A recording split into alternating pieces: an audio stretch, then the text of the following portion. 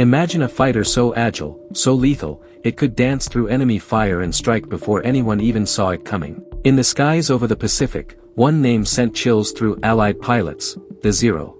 Fast, deadly, untouchable, but behind its unmatched agility was a fatal flaw, one the Allies would soon exploit. How did Japan's most feared war machine dominate the early war, and then spiral into desperate kamikaze attacks? And what you're about to discover might just change everything you thought you knew about air combat in World War II.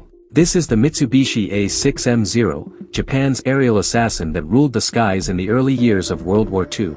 But how did this lightweight marvel dominate the Pacific? And why did its reign end in flames? Buckle up, this is the story of the Zero, a legend born from brilliance and undone by its own flaws. Welcome to Skypulse Aviation, where we dive into the machines that shaped the skies of World War II. Today, we're exploring the Mitsubishi A6M Zero, Japan's most iconic fighter and a symbol of both triumph and tragedy.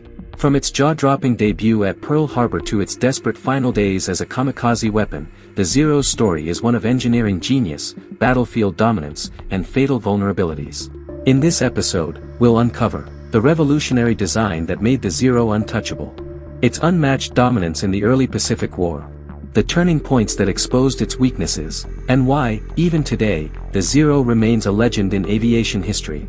If you're passionate about dogfights, World War II aircraft, or the engineering that changed warfare, hit that subscribe button and let's take flight. Let's rewind to 1937. Japan's Imperial Navy needed a new carrier-based fighter, something that could outrange, outmaneuver, and outfight anything the Allies had. Enter Mitsubishi's chief designer, Jiro Horikoshi. His mission: create a plane that could dominate the vast Pacific theater. The result was the A6M Zero, introduced in 1940, named after the Japanese calendar year 2600. What made the Zero so special? Let's break it down. Lightweight design, fully loaded, the Zero weighed under 6,000 pounds, half the weight of some Allied fighters.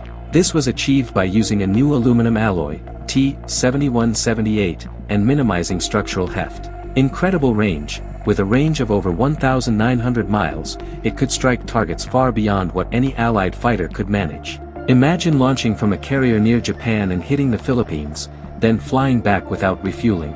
Maneuverability, large wings and a low wing-loading ratio gave the Zero the ability to turn on a dime. In a dogfight, it could dance circles around its opponents. Firepower, armed with two 7.7mm machine guns and two 20mm cannons, it packed a punch for its size. But this brilliance came at a cost. To achieve this performance, Horikoshi sacrificed armor plating and self-sealing fuel tanks, features that protected Allied planes from catastrophic damage. The Zero was a glass cannon, deadly but fragile. By 1940, the Zero was ready, and Japan knew it had a game-changer. But the world wouldn't realize it until December 7, 1941. When the Zeros roared over Pearl Harbor, the world stood still. It was December 7, 1941, and Japan's surprise attack showcased the Zero's dominance. Escorting bombers from carriers 230 miles away, Zeros shredded American defenses. P-40 Warhawks and F4F Wildcats couldn't keep up. The Zero's agility and range made it a nightmare. Let's paint the picture.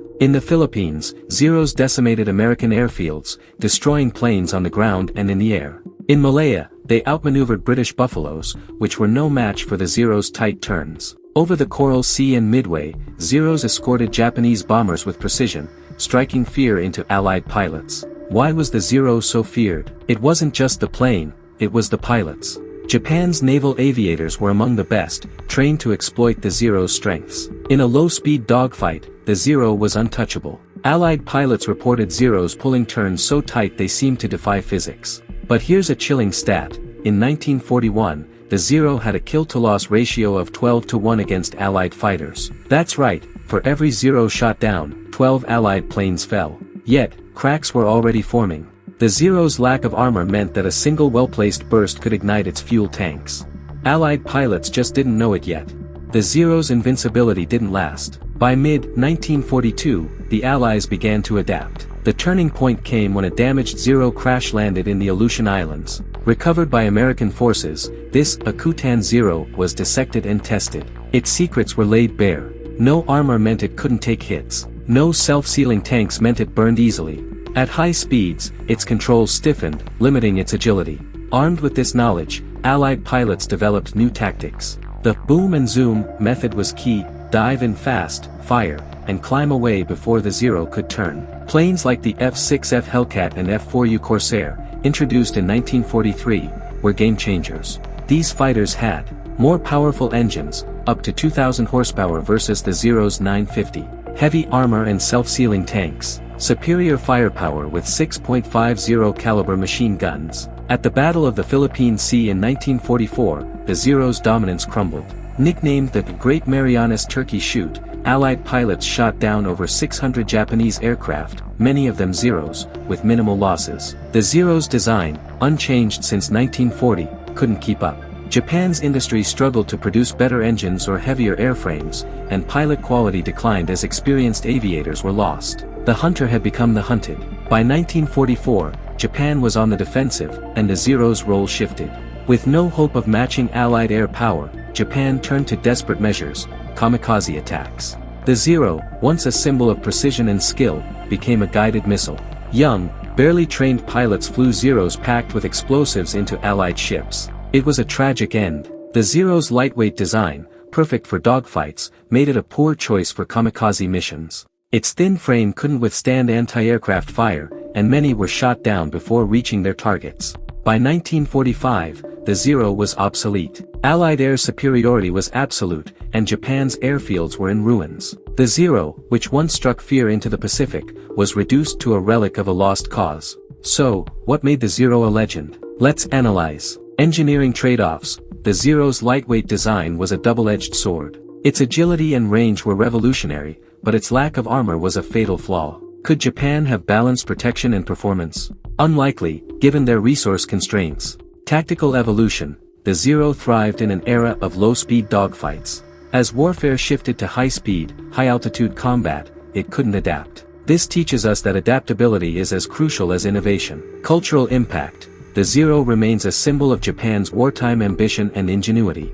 It inspired awe and fear, much like the samurai of old. Speculation time. Could the Zero have stayed dominant with upgrades? Perhaps a more powerful engine or better armor could have extended its reign, but Japan's industrial limits made that impossible.